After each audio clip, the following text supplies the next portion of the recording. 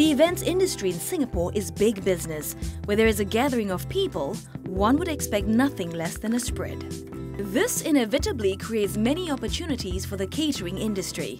But despite the saturated market, Mr. Alan Tan and Ms. Chris Low decided to take the plunge and begin their entrepreneurial endeavour. Both me and Chris were from the financial institution, and the reason why we're moving away from the insurance industry is because well, there's always a Chinese saying, 工字不出头. So we think that it's time to strike out on our own. 16 years ago, we were having a lunch at a hawker centre when we saw a man carry 20 to 30 boxes of lunch. I told Alan, the business looked not too bad, let's go into it and do an analysis. And that's where we started. And Chinese always believe 衣食住行 business will never go bust. And that's where we started. I really like the idea of caterer because it's a proactive approach to the clients, and we can always approach them rather than to sit in a restaurant and wait for clients to come.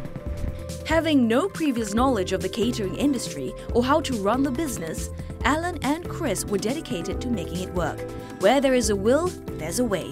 We practically have no knowledge of this industry, but I always think that I do not have to know something in order to start something. The thought of starting the business really sends shivers down your spine. First, we do not have any knowledge of the food. Second, this business involves a lot of cash. It looks like a bottomless pit because you keep on injecting capital into the business. And third, being a new player, it's always very difficult to employ people to join you because they always think that, can you survive this business? Despite all these obstacles, we still continue to strive on to do the business and put everything aside and strive harder to complete whatever we need to do, even to packing the food and making deliveries ourselves as well. I guess Chris' strength is, she has some knowledge of food, and my strength is in management of my chef and my team. So with that, we went ahead. In the beginning, we made several mistakes because staff smoked us, leading us to believe that certain procedures or portion were right. But in fact, they are not true. And we do lose some of clients along the way. I would say we are very fortunate to meet some veterans who are exiting the business, and they told us, you are joining in while we are exiting.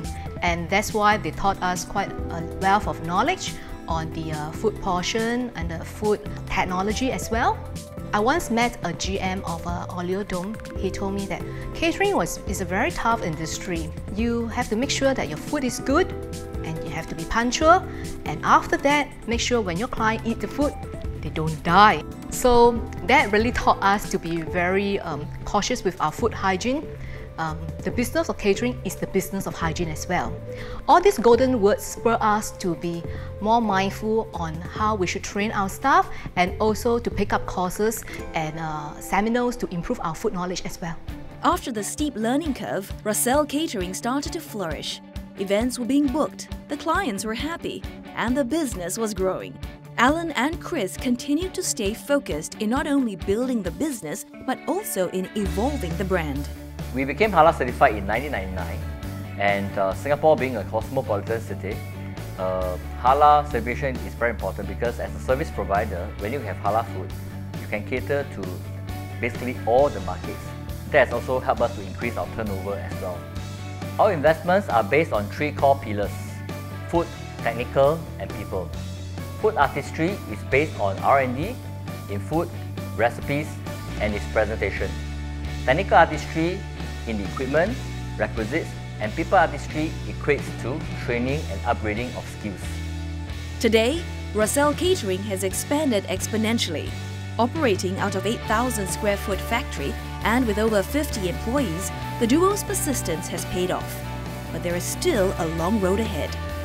There are definitely plans of expansion, but only once the catering business has stabilized. Most probably looking into food manufacturing or even franchising. Now, we've just relaunched our new logo in March this year, so we still need to fully internalize and externalize the brand first and bring to full-fledged before any expansion plans.